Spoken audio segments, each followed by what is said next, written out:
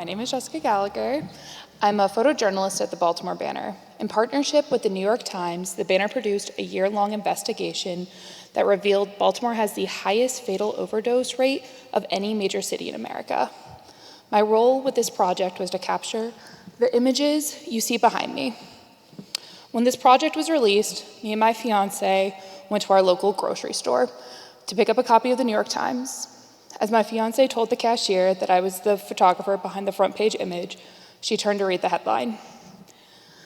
In that moment, she shared that her fiance had just died of an overdose. That's when I realized our work was far from over. When I think of this project, I think of Donna Bruce's granddaughter, who sat at her father's grave and spoke to the sky, expressing how much she missed her father. I also think of Mona, who placed flowers behind an abandoned row home where her son, BW, passed away. The loss of these individuals is now etched into Baltimore's history of extreme loss in this crisis. You will now hear how this project came together and learn what's next for Baltimore.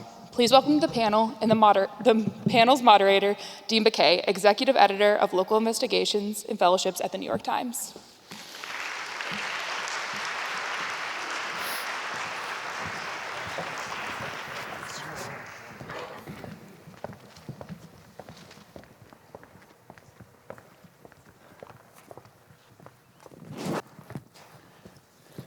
Thank you. Thank you for missing the game. So can I, and thank my panelists in advance. So I'm going to start with one question for the journalists before I move into asking broader questions for everybody.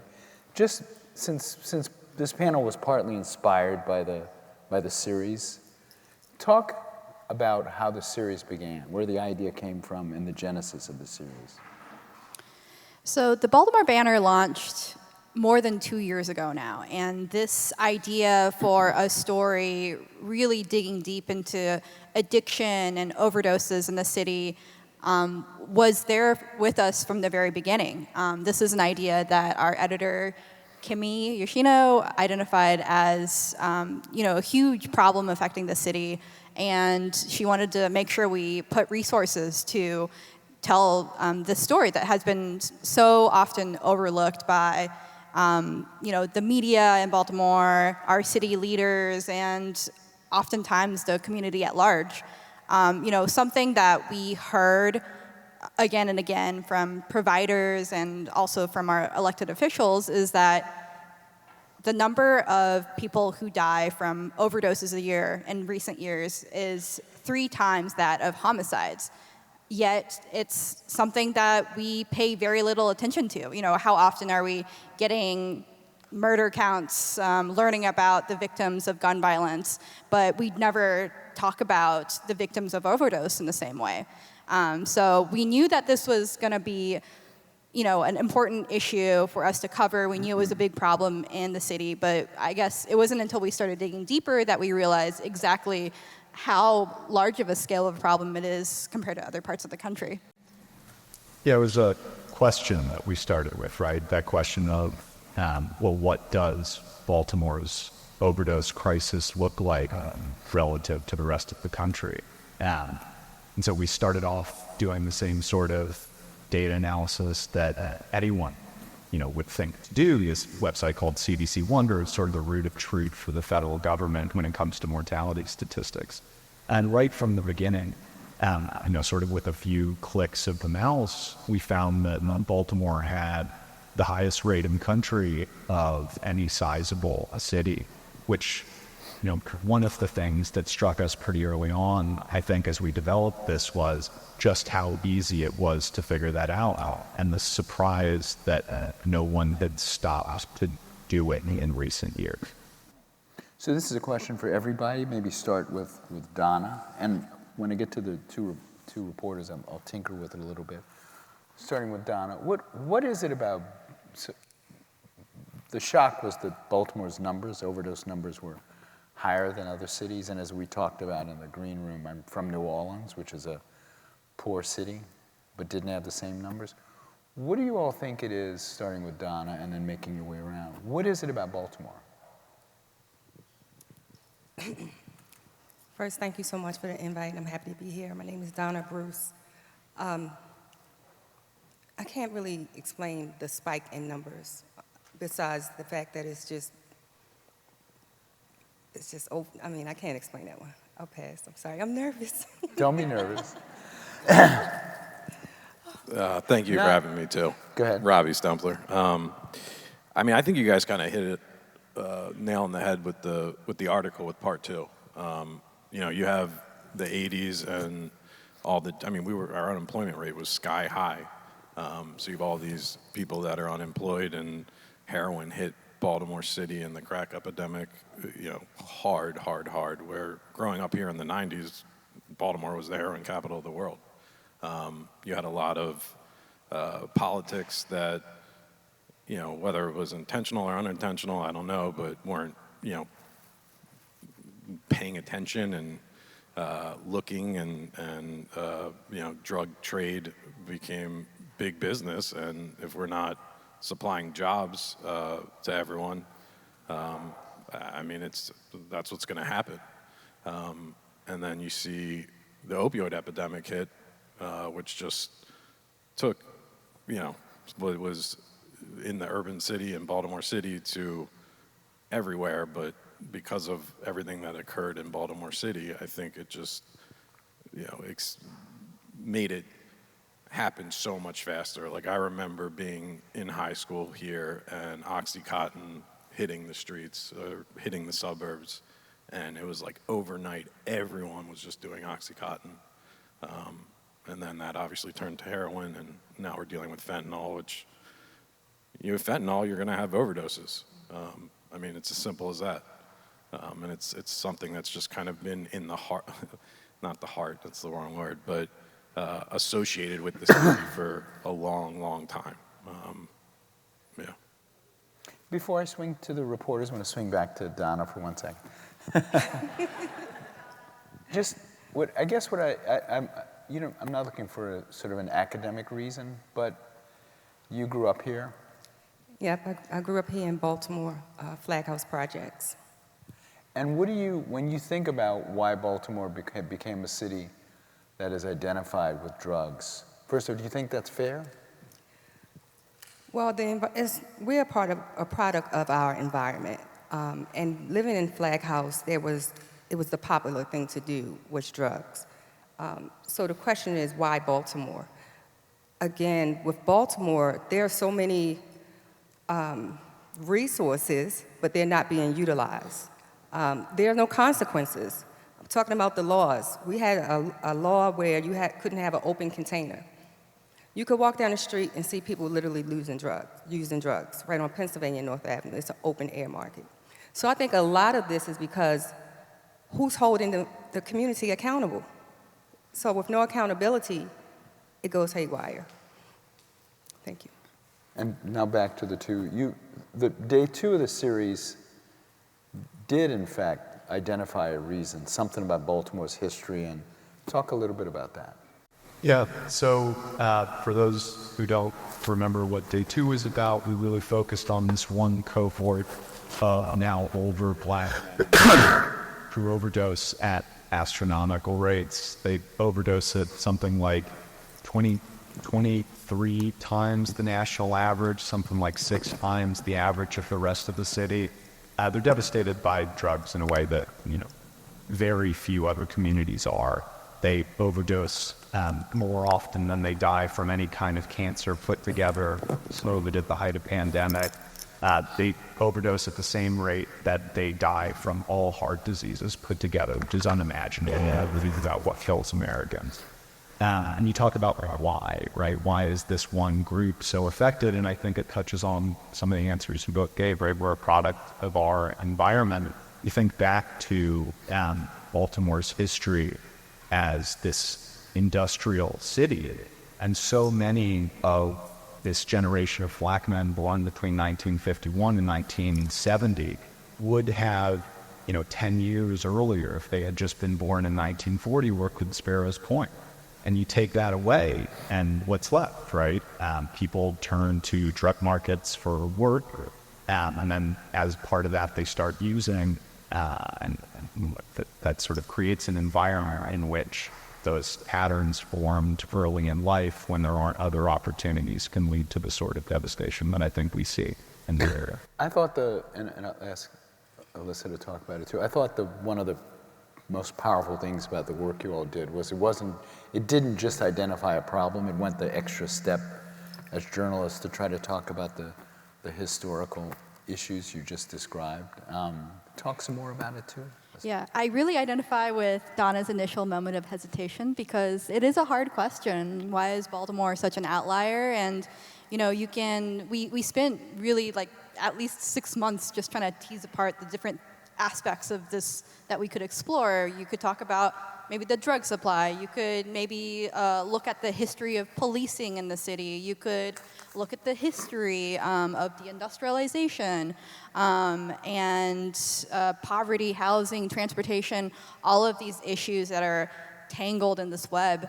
But I think, you know, like everyone has mentioned, and like Kamala Harris said, you know, we didn't just fall out of a coconut tree. We exist in the context of all that came before us. It's really generations of disinvestment, of structural racism that has shaped the city into what it is today.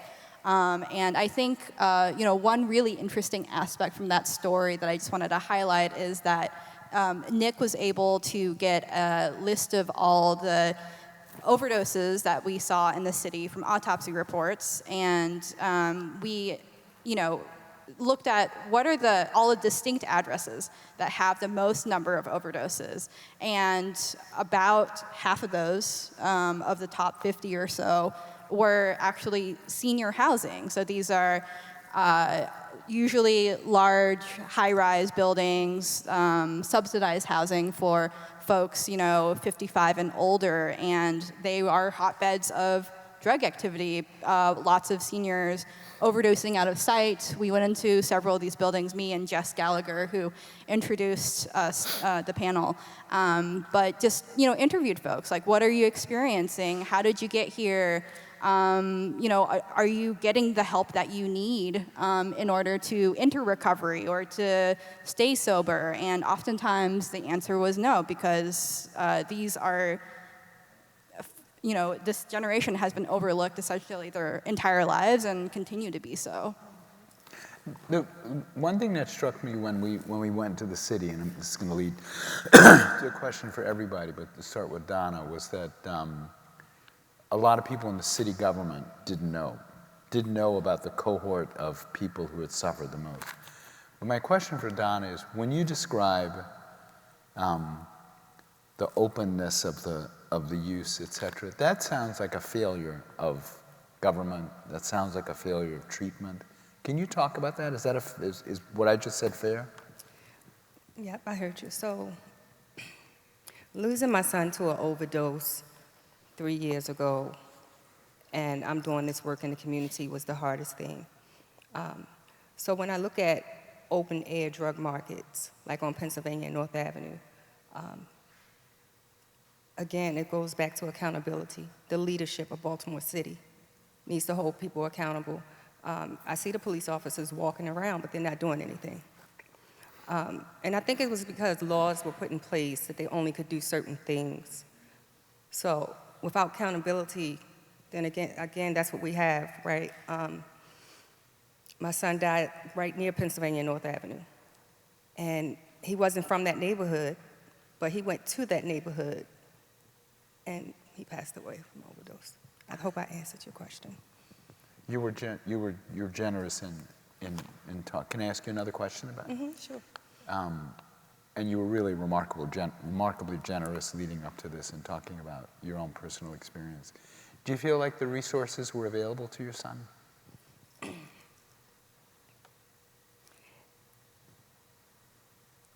I think the resources were available, but you have a lot of programming in Baltimore City that get grant funding, and they don't necessarily hold the participants accountable. Like some organizations you're able to use and go back into that organization, and we have so many of them.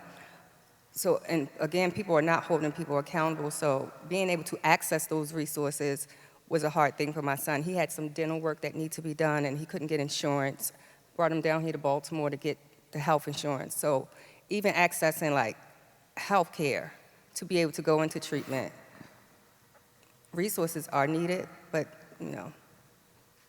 Yeah. Rob, the question that she led us into, is this a failure of who? Fill in the blank. A lot. I don't believe that they didn't know. I think that everyone that lives here knows about the problem that we have in Baltimore City, and if you didn't know, then you shouldn't be in the job that you're in my opinion. That's what I loved about what you guys did, right? Because it's trying to light on these numbers that, you know, it appears that they were been hidden, you know, but they weren't reported on, and the transparency is huge because, like, that's you know what brings us here right now talking about it, and yeah, the resources aren't, I don't think, nearly even close to what they need to be in the whole state, but the city for sure. I mean, the zoning codes, I built a facility in Baltimore County, and the amount of time, it took me 5 years to get it opened. And that was meeting with numerous council people and everyone saying, God bless you, this is amazing, we're so glad you want to do this, not in my backyard.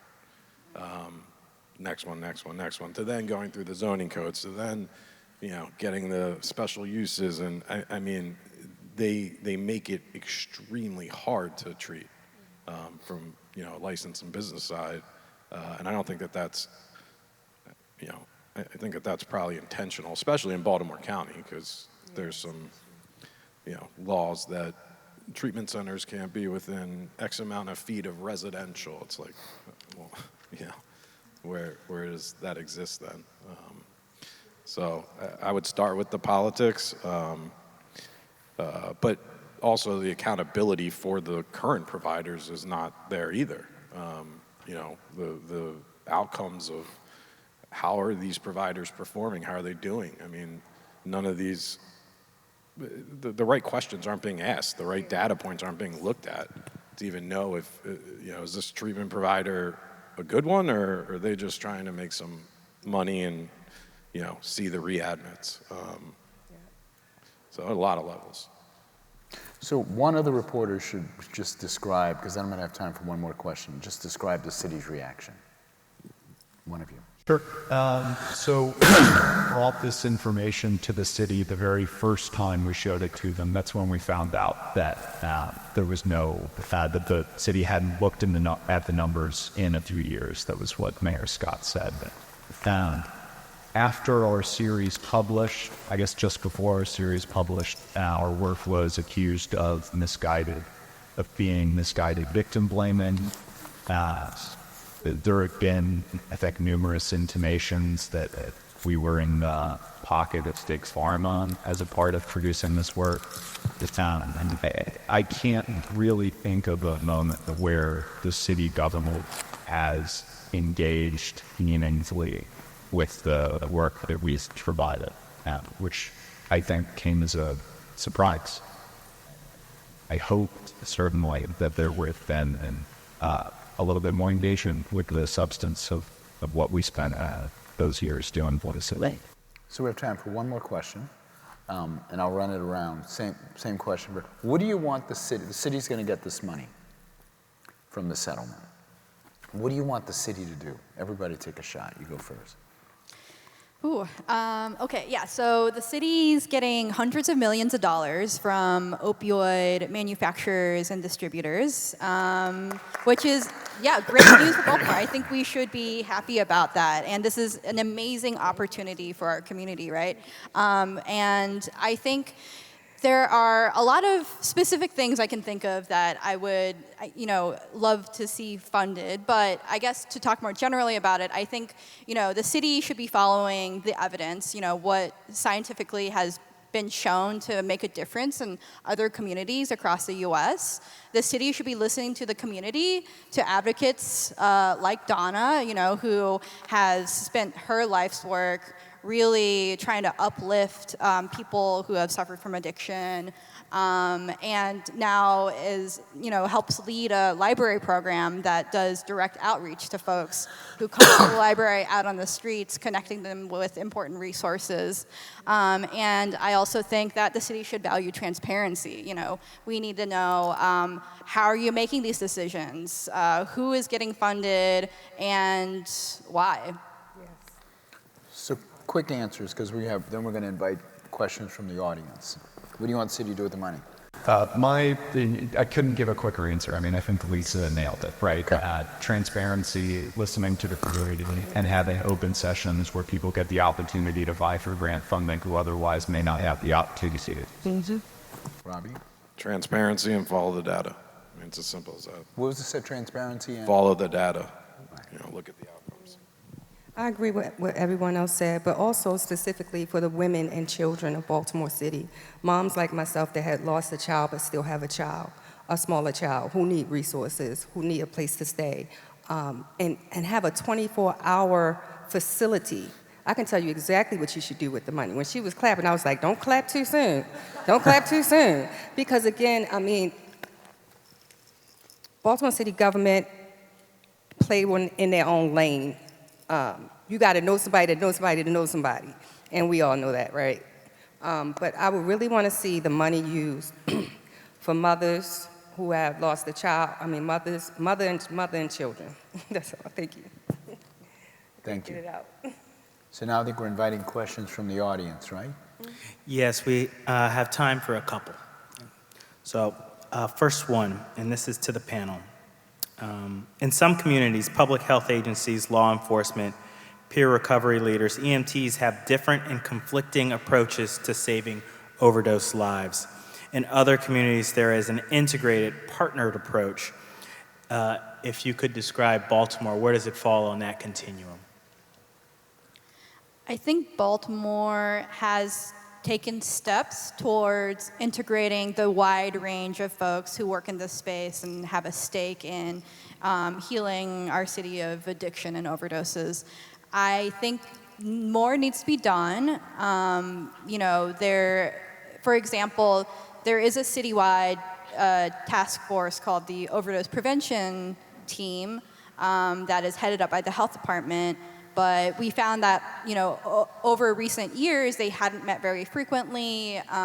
There wasn't a lot of public discussions about what they were doing. It seemed like even some of our city council people didn't really know that they even existed.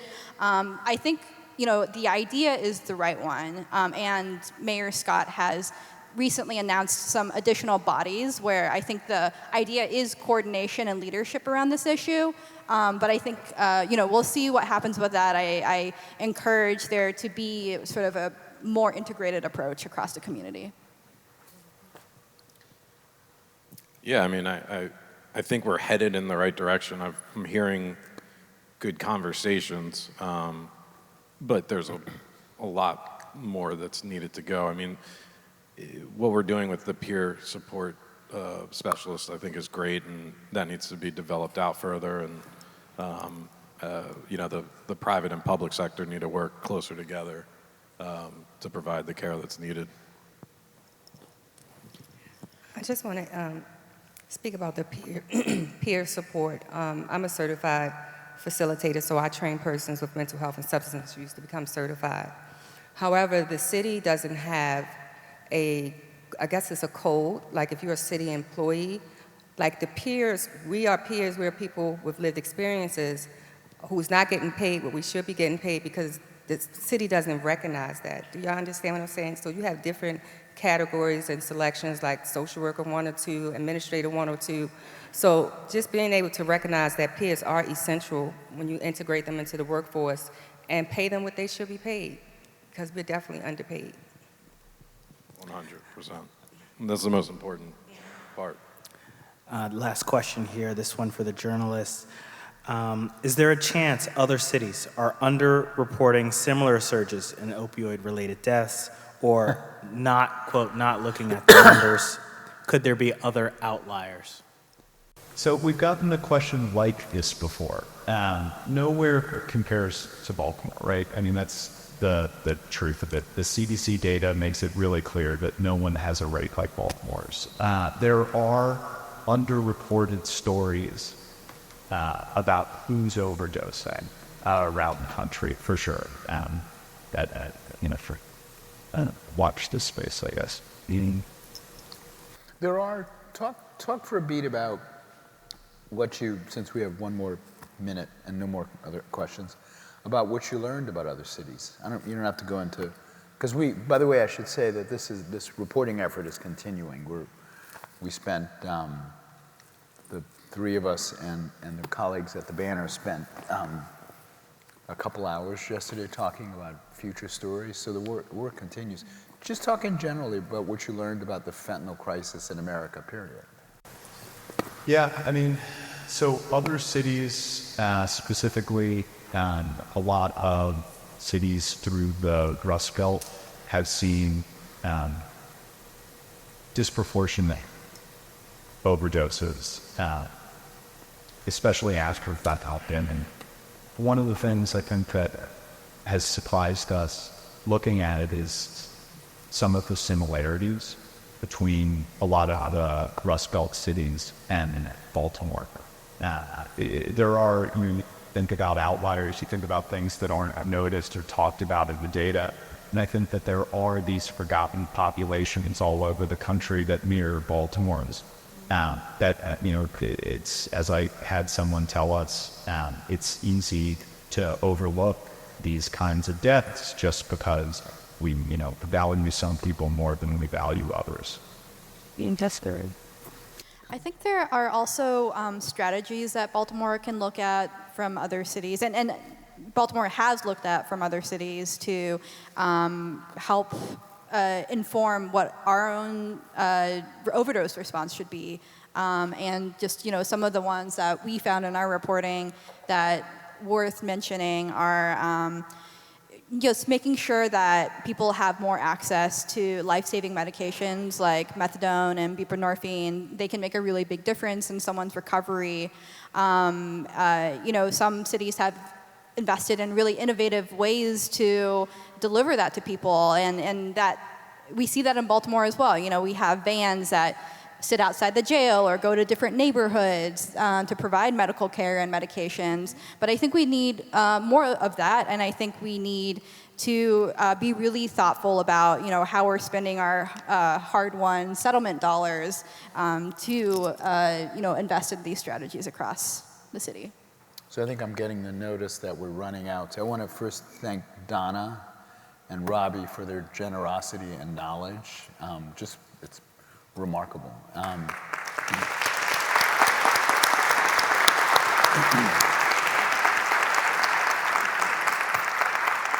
I want to thank my Banner colleagues, and I don't have to say any of this because I don't work for the Banner, but I think that I've spent much of the last 2 years since I stepped aside as editor of the New York Times in newsrooms all over the country, and in the Banner you all have a treasure. You really have a great startup, committed news organization. So,